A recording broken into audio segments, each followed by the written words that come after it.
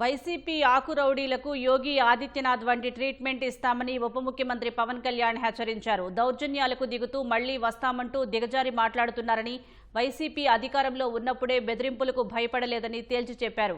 ప్రభుత్వం తలుచుకుంటే బలమైన వామపక్ష తీవ్రవాదమే కకావికలమైందని, 2 రోజులు కిరాయి గుండాలు, రౌడీల వివరాలు ఆరా తీస్తే ఇకపై ఇలాంటివి వినపడవని అన్నారు.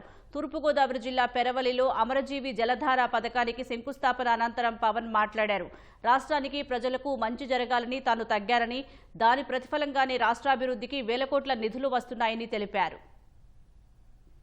ఉమ్మడి తూర్పు, పశ్చిమ గోదావరి జిల్లాల్లోని గ్రామాలకు స్వచ్ఛమైన తాగునీరు అందించే అమరజీవి జలధార పథకానికి ఉప ముఖ్యమంత్రి పవన్ కళ్యాణ్ శంకుస్థాపన చేశారు. వాటర్ గ్రిడ్ ప్రాజెక్టుల ద్వారా 5 జిల్లాల పరిధిలో 7,910 కోట్ల రూపాయలు ఖర్చు చేస్తున్నట్లు తూర్పుగోదావరి జిల్లా నిడదవోలు మండలం పెరవలిలో జరిగిన శంకుస్థాపన కార్యక్రమంలో పవన్ కళ్యాణ్ తెలిపారు. 2027 నాటికి పూర్తి చేయాలనే లక్ష్యంతో సాగుతున్నట్లు వివరించారు.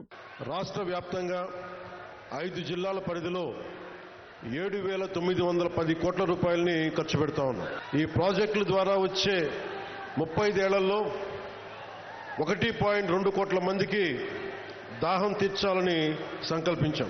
ముఖ్యంగా ఉమ్మడి తూర్పు, పశ్చిమ గోదావరి జిల్లాల్లో తీర ప్రాంతం వెంబడి నివసించే మత్స్యకార సోదరులకి మేలు చేయాలన్న ఉద్దేశంతో ఎక్కువ తీర ప్రాంతాలను కలిపేలా ఈ ప్రాజెక్టు రూపకల్పన జరిగింది. 2027 నాటికి పనులు చేయాలన్న లక్ష్యంతో ముందుకెళ్తున్నాం. పొట్టి శ్రీరాములు, బూరుగుల రామకృష్ణారావు ఎప్పుడూ తన గుండెల్లో ఉంటారని పవన్ కళ్యాణ్ అన్నారు.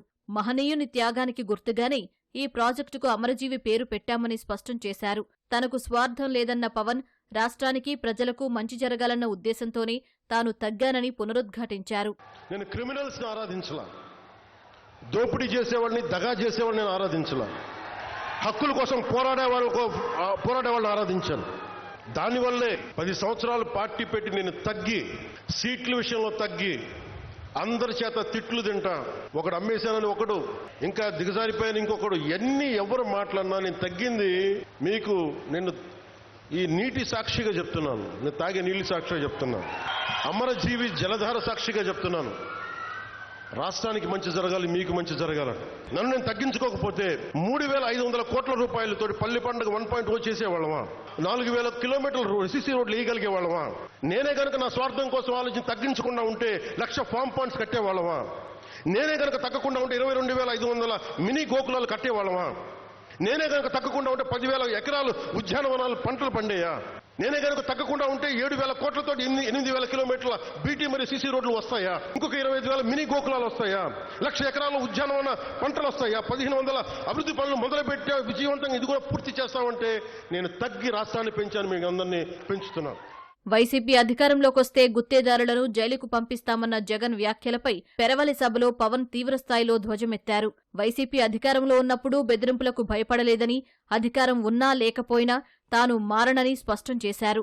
వైకాపా రౌడీలకు యోగి ఆదిత్యనాథ్ వంటి ట్రీట్మెంట్ ఇవ్వాలని మండిపడ్డారు. తీరు మార్చుకోకుంటే తాట తీస్తానని పవన్ హెచ్చరించారు. మీరు అధికారంలో ఉన్నప్పుడు మీ బెదిరింపులకి మేము భయపడలా, దౌర్జన్యాలకి మేము భయపడలా. మళ్ళీ మేము వస్తాం, కూర్చొని మీరు కాంట్రాక్ట్లు వేస్తే కాంట్రాక్టులు వేసిన వాళ్ళందరినీ మేము బెదిరించేస్తాం, జైల్లో పెడతామంటే ఏమనుకుంటున్నారా మీరంతా? మీకు కరెక్ట్గా యోగి ఆదిత్యనాథ్ లాంటి ట్రీట్మెంట్ కనుక ఒక్కొక్కడికి ఇస్తే, రౌడీజం అంటే కాలు కీలు తీసి మడత పెట్టి కింద కూర్చోపెడితే అప్పుడు కరెక్ట్గా చెప్తా, వామపక్ష తీవ్రవాదులతో మనం ఏకీభవించకపోవచ్చు. అలాంటి బలమైన ఆర్గనైజేషన్నే కకావికలం అయిపోయిన పరిస్థితుల్లో ఉంటే ప్రభుత్వం తలుచుకుంటే, అలాంటిది ఇన్ని లక్షల మంది పోలీసు ఉండి అలాంటి కిరాయి గ్యాంగుల్ని మెయింటైన్ చేసే వ్యక్తుల మీద 2 రోజులు 48 గంటలు మీ చుట్టుపక్కల ఎవరున్నారు, వాడి పేరేంటి అన్ని కనుక్కొని ఒక పొలిటికల్ నిర్ణయం తీసుకుంటే మళ్ళీ ఎప్పుడు ఇలాంటి మాటలు రారు. మీరు సామాజిక మాధ్యమాల్లో కానీ విదేశాల్లో కూర్చొని వాగే వాళ్లతో సహా ఇక్కడ కూర్చొని భవిష్యత్తులో మేము వస్తాం, వచ్చి మేమేం చేస్తామంటే, వచ్చినప్పుడే మీరేం పీకలేదు ఏం మాట్లాడతారు? ఇప్పుడు బెదిరింపులు చేస్తే భయపడతాం అనుకుంటున్నారా? పద్ధతులు మార్చుకోండి. ఒక మాట అనాలంటే అలాంటి తప్పేం లేదు. డెమోక్రసీ, ఇది ప్రజాస్వామ్యం. ఖచ్చితంగా అనండి. అనటానికి కొన్ని గీతలు ఉంటాయి. గీతలను దాటి మాట్లాడితే మీ చేతికి మళ్ళీ ముద్రలు వేయడానికి ఏముండదు. అలా మాట్లాడే వాళ్ళు చెప్తున్నాను ఇప్పుడే. మీ చేతి మీద గీతలు తీసేస్తాం, అంత అరగదీస్తాం. ఈ రాష్ట్రంలో రౌడీజం, బెదిరింపులు, మన ఉత్తరాంధ్రలో కూర్చోబెట్టి కొంతమంది బెదిరించి ఒకటే చెప్పాను, రౌడీజం చేసే వాళ్ళని బెదిరించి వాళ్ళని పంపించి కదా మనం వచ్చింది. మనం అలాంటివి చేస్తే మనకి వాళ్ళకి ఏంటి తేడా? పాత పద్ధతిలోనే మళ్ళీ మేము ఇష్టారాజ్యాంగంగా చెడతామంటే నేను విసిగిపోయానబ్బా. అలాంటిది ఒక ఆశయం కోసం నా ప్రాణం పోతే నాకు ఓకే, కానీ పోయే ముందు చాలా మంది తాట తీసేస్తానని చెప్తున్నాను, గుర్తుపెట్టుకోండి. ఒళ్ళుపై తెలియకుండా, బాధ్యత లేకుండా అడ్డగోలుగా మేము చేసేస్తాం. ఏదైనా మొత్తం తీసి రోమం తీసి కింద కూర్చోబెడతాం, గుర్తుపెట్టుకోండి.